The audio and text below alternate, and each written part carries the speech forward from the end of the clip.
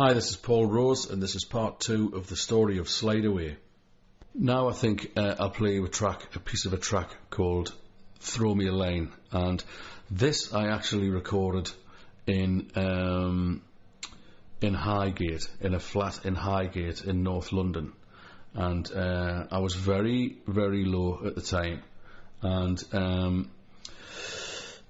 I actually threw this track away, Throw Me a Line.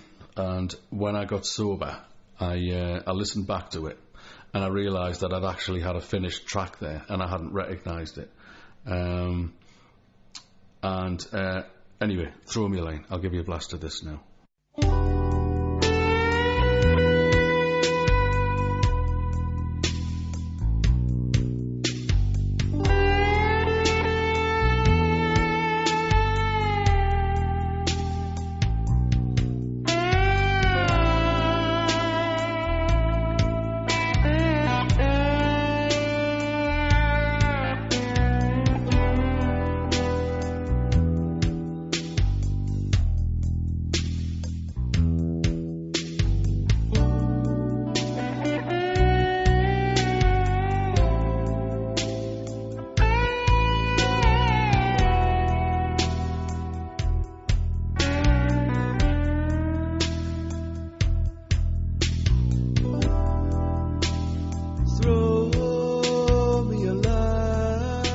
I think I have to say at this point that today it is the 1st of November 2005, and on the 23rd of April 1995 I stopped drinking, and that's 10.5 years ago now, and it's the best thing I ever did. I enjoy my sobriety enormously, but what I'll tell you is that at the end of my drinking I was in a very, very, very dark place.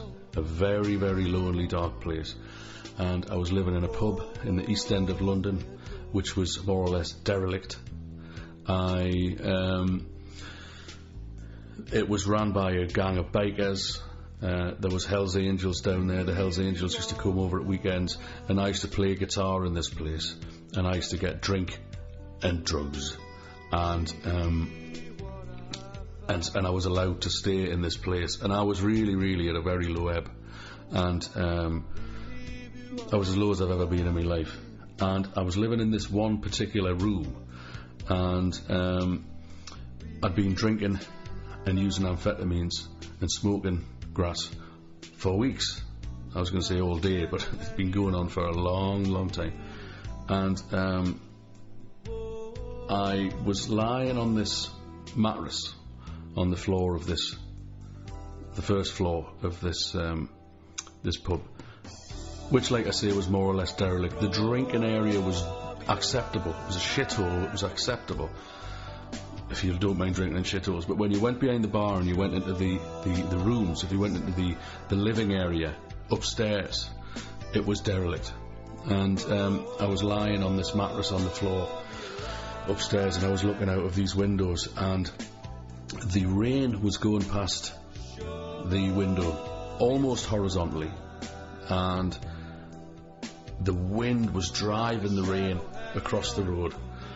And at this particular junction, which is Hackney Wick, there's about 1, 2, 3, 4, I think there's about 4 or 5 roads meet on this junction where this big old pub was, and the rain was driving through, and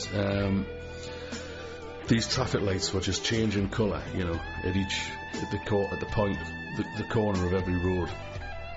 The traffic lights were just changing colour, and there was no cars going through. You know, there was nobody out there.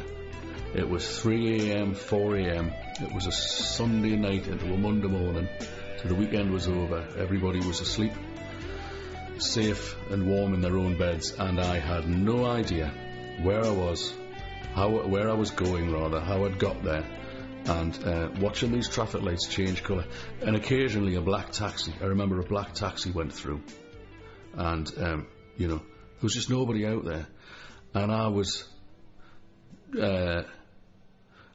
really in a bad way. I was really in a bad way, and that song "Throw Me a Line," I think, is a lot about these kinds of things. But anyway, that is not my life today. I'm now going to play a track called Old Strings, which I did after I'd stopped drinking.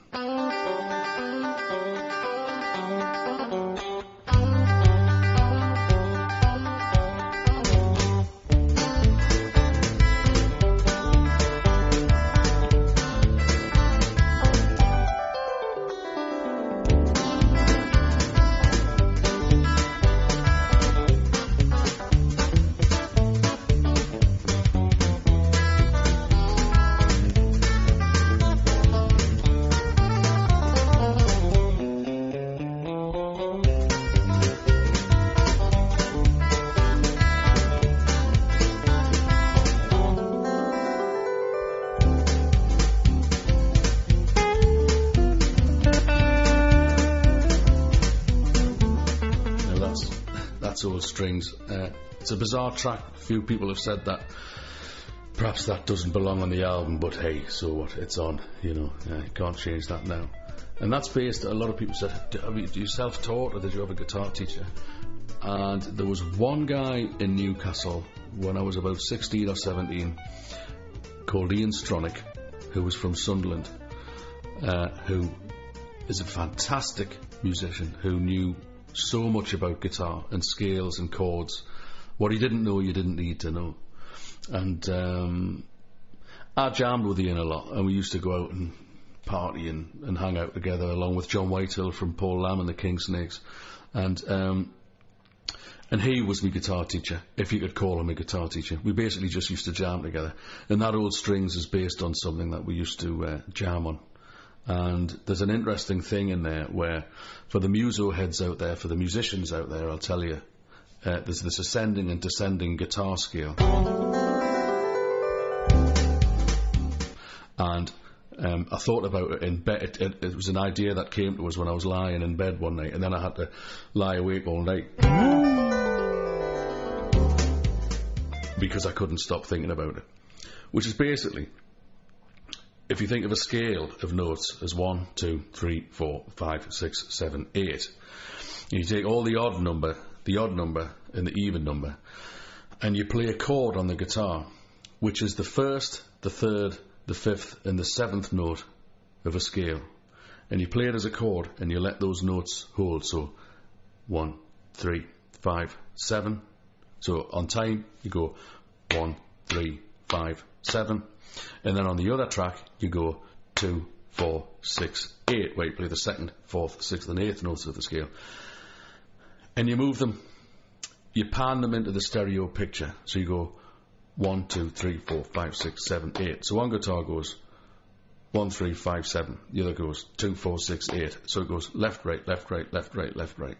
And you get this sort of ascending and just, 8, 6, 4, 2, trying to count backwards there, or 7, 5, 3, 1, and so you got, it's all like a piano really, because you're playing a scale but it's a chord, so you can sustain it, etc., etc. And that was an interesting thing, and that's Old Strings. They are demons set loose on the earth to lower the standards for the perfect and holy children of God, which is what we are. Make no mistake about it.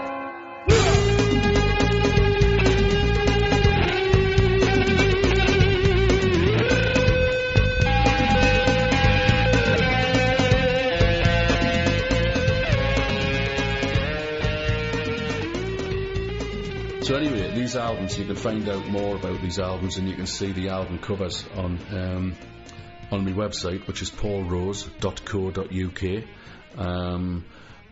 The album cover of Slideaway, that guitar is a guitar that was given to me by Rory Gallagher, the great Rory Gallagher, the late Rory Gallagher.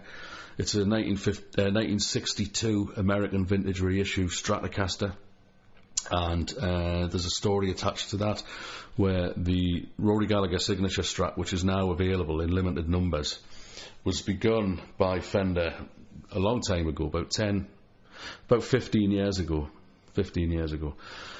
And they had a number of guitars that Rory that they allowed Rory to play. This is, which is the one which is most like the guitar that you bought, that old Strat that you played.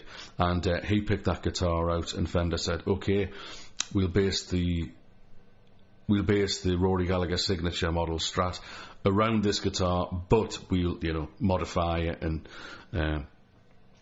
cosmetically dress it up to look like the old Strat of Rory's. And they said, well, what we're going to do with the Strat? So they ran a competition.